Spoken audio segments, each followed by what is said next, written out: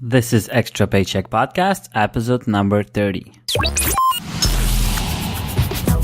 You're listening to Extra Paycheck Podcast, where you will learn how to build and grow your own successful online business. Now, here's your host, Alex Soul. Welcome to another episode of Extra Paycheck Podcast. This is episode number 30, and today's special guest is Ari Meisel, an entrepreneur and a person with a very inspiring story. So enjoy today's episode. Hi, Ari. Welcome to the Extra Paycheck Podcast. Thanks, Alex. Thanks for having me. Ari, could you tell us a little bit more about yourself, because you've got an amazing story to tell, and also tell us what do you do as business? Sure.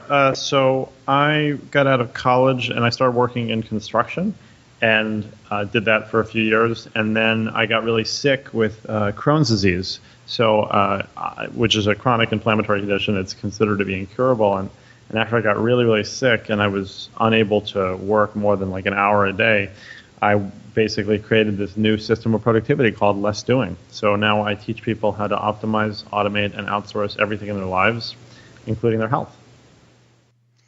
That is awesome. And okay, then I guess maybe you could share some of the more important or the most important tips or the most important advice that you give to people on saving time, basically, working less, as you said. Well, one of the things is that you really need to learn when you do things better than other thing, or when is the best time for you to do certain things, essentially.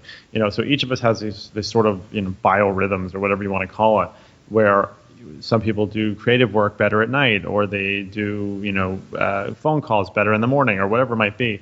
And there's a lot that you can learn about yourself by beginning to track the stuff in your life. So that's a big one, is that I really try to recommend that everybody start tracking things in their life. And you don't have to go crazy on it, but part of the feeling of overwhelm that so many people have is because they're simply unaware of what's causing the overwhelm, because it's a vicious cycle. So by tracking things and bringing some awareness back to how you're spending your time, your energy, your resources, how you're sleeping, any of those things, it really helps to regain that sense of control and give you actionable information that you can start to do stuff with. Mm-hmm. That's great advice. And I think, I noticed it in my case. Often it used to happen, it happens a bit less now, thank God, but it used to happen a lot that I would spend the whole day working, quote unquote. And when I would really think about it, I would spend 3 hours on YouTube and 2 hours on Facebook, and I would spend 1 hour working. Right. That's really common. Yeah, I know, and it's actually really scary when you start tracking it. There's a whole bunch of different software and things that you could use to track and to block those kind of websites that you don't want to go to because you waste so much time. But it's incredible how much time we could waste thinking that we're actually working when we aren't really. Yeah, I mean that's basically like Parkinson's law, which says that work expands to fill the time allotted to complete it. So if you give yourself a half an hour to complete a task, it'll take half an hour. If you give yourself an hour, you probably take an hour for the same task. Totally. And I had another question for you for, I guess it goes for outsourcing and delegating. Because a lot of us, me including, people are not comfortable delegating even the smallest and easiest tasks to other people. Why do you think is that, and how can we beat that? So it's sort of human nature to assume that everything that we do is unique to us and essential. Every one of us is like this bright shining star that it's a problem, because essentially what people are thinking is that they're limiting their ability to grow by doing that, because what you're saying is that nobody else can do the things that you do. And if that's true, then you're really stuck, right? Because we need to be able to shed our skin, or release some of that stuff and be able to focus on other things. Actually, the research shows that you need to be offloading approximately 70% of the things that you do every year in order to grow, which is a lot. Mm-hmm. That's very hard for people to understand that and accept that, but it's the truth. So if you're thinking that everything that you're doing is essential, then it's just very self-limiting. So you have to start to look at the things that you're doing that can be done by other people, or more often other things. There are so many things that we can automate nowadays that even 3 months ago a person had to do. The way the technology has allowed us to do that is just amazing. Mm-hmm. Yeah, that is true. But yeah, as I said, and as you said, it is hard. And sometimes I know that the tasks that I do are not. I'm not unique. There are other people could do them, but the biggest fear is that others will not do it as well as I would because they don't care, because it's not their business and it's not their project. Yeah, right. Okay, then that's totally fair. But at the same time, if you break down a project into its smaller parts, then it doesn't really require that somebody, they don't have to care about it necessarily. They just have to follow the steps. Yeah, totally. You can systematize almost anything. Yeah, that is so true. And Ari, can you share a bit more about your actual business and what do you do in that business and how you help people? So with Less Doing, I have a couple coaching programs, and I have one is called my boot camp, and it's basically my sort of entry level program, and that's where everyone goes into if they're just want to get more time or figure out how to run their lives, but the business is better, and that's been a really cool coaching program. And then I have a higher level mastermind program where I work with individuals on a very high level basis. And then I have a coaching certification program, so I've certified coaches in my methodology. And more recently, I have a virtual assistant company where I help, the assistants are really like project managers almost. They can manage just about anything for clients. Mm-hmm. So this is your main business, I guess. Well, all of that. Yeah, exactly. And it's all about teaching people how to optimize, automate, and outsource everything in life, as I said. Yeah, that's awesome. I think I've met someone here in Montreal locally who a while ago started a company. It was an interesting concept because he was not outsourcing. How should I put it? The guy basically was a middleman between an outsourcing company and the client. So he would actually help you find the team of people to who you could outsource like the whole project. It wasn't like he wouldn't find one person who would do the whole project for you, but he would find a team with a manager and like really sophisticated stuff. Yeah, so I mean we sort of a hybrid in that way that we do have our own team, but for special projects we can bring in other people, but we'll manage that as well. So it's not so much that we're the middleman, but we become project managers. Mm-hmm. So you could do the whole thing from A to Z. Exactly. All right. And could you tell us a little bit more on how you got started, how you got into the whole entrepreneurship game, and why you're still in it? Well, why I'm still in it is I don't think I have a choice. I don't think it could work for anybody, honestly. Really? Yeah, I'm a very, very bad employee. I started my first company when I was 12 as website design. Wow. A couple other tech companies before I graduated high school. And it's just always been something I've just always, it's not that I was particularly innovative per se, it's just I don't think I had a choice because I just, anytime I have worked for many people and it just never fulfilled me in any way. I always felt like I wanted to do something different. So you jumped into this. This is one of your most recent companies, I guess. One of your most latest projects, I guess, since this is your biggest and most important one. Yeah, this has definitely become. I mean, I was a real estate developer for basically the last 10 years, and this Less Doing started 5 years ago, and really has become the focus of my life. Mm-hmm. Awesome, and. Well, I have kind of the same thing as you in the sense that when I quit my job in 2007 and started doing my own stuff, and sometimes you feel more of an entrepreneur, and sometimes you actually are more self-employed in a way because you work for clients, and as long as you work, you make money. If you stop working and stop getting contracts, you don't make money. But still, even at that, now looking back, I'm sure I won't never be able to go to a 9 to 5. it's incredible how addicted we can get to the whole working on your own, like creating your own work hours, creating your own paycheck, creating your own life. Well, yeah, and I mean, besides that, I have 3 children, young boys, and my wife is pregnant with our 4th. Wow! Girl. Congrats. Thank you. And that's where I've decided to sort of focus my life. For better or worse, like that's where I put most of my energy. So everything that I do work-wise has to support that, and being in a 9-to-5 job wouldn't. And I'm not talking about money. It would take away from what I wanted to be doing. Yeah. And I guess working less is really important for, if you really want to spend time with your family and raise your children. Yeah, and it's not so much about working less; it's just working more effectively. Yeah, well, I got that. But I mean that's what you're doing in a way, right? You're working less by. I'm not saying that you're doing less work. You're working less hours by doing it more effectively and having people do some tasks that you shouldn't be doing. Exactly. And you could teach others to do that as well. So that's great. And Ari, could you tell us a little bit more, maybe some advice on how people could start their own entrepreneur careers?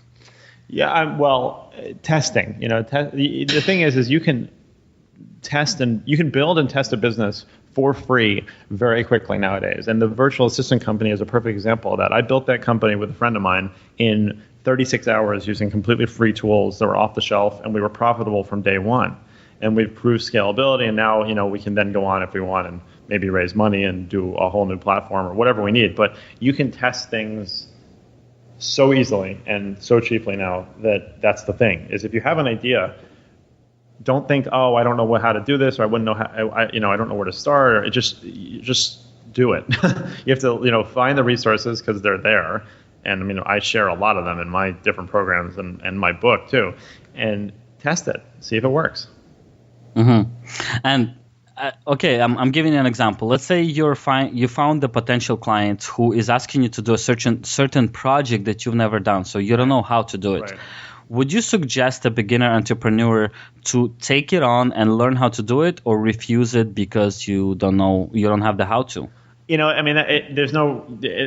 That's a hard one to answer. I think most of the time you could say yes, honestly, because it depends on the complexity of the project. Obviously, you're not going to learn rocket science, while on the job. But if somebody needs you to create a landing page for their business and you've never done that before, you could do that. That you could definitely learn. If somebody wants you to help put a podcast together, you could learn that. It depends on the level. But I'd say more often than not, the answer would be yes. Mm-hmm. Well, what I meant is usually a project that's something in your sphere of business or knowledge anyway, right? Right. If you're doing if you're offering marketing services, nobody's going to ask you to build a boat for them, most likely. Right, exactly. Yes. You never know. You never know, exactly. I was actually chatting another day with some of the guys from freelancer.com, and they were telling me about a project that was posted on their website. There's this guy in was it in Iceland, I think, that had a boat that broke down, and he posted the job on a freelance website asking to hire someone to help him repair the boat. And they got a guy in Spain. It's some crazy story. That's funny. That's really funny. You see, freelancing, you could go really, really far if you wanted to. Absolutely. All right, Ari. And since you've been in business for a very long time doing different things, the question here would be, how do you stay motivated? Because we all get those moments when we lack motivation, and we just, especially when things kind of plateau and don't seem to be moving forward. How would you stay motivated and keep on working? So this is going to sound weird, I think, but money is not a very good motivator, I think, not just for me. I think in general, money is a really bad motivator. And they've shown that actually, that, a lot of jobs, if you pay more, it doesn't necessarily produce better results. People need to feel like their work is meaningful, like there's all sorts of other things. So I think that's a mistake with a lot of people, is that they'll just say if I do this, I can make $1 million. And it's the wrong way to approach it. So for me, the motivation is that it's just always a challenge. Everything that I do is always an interesting and new challenge. And now with the virtual assistant company, especially, every single day we have a client. We have dozens of clients now. So every day there's dozens of people that are posting problems that I've never heard of before, and I love solving them. That's it. Is I create a situation where I'm constantly solving problems, and that might sound stressful to some people, but it's really fun. So there's always a new challenge as far as I'm concerned. So as long as you make it so that you are in a situation where there's always going to be a challenge, and that could be growing a company, starting a company, adding a new member to your family. I mean, there's all sorts of things that create challenges. And I believe that if you have an entrepreneurial mindset, that challenges present opportunities.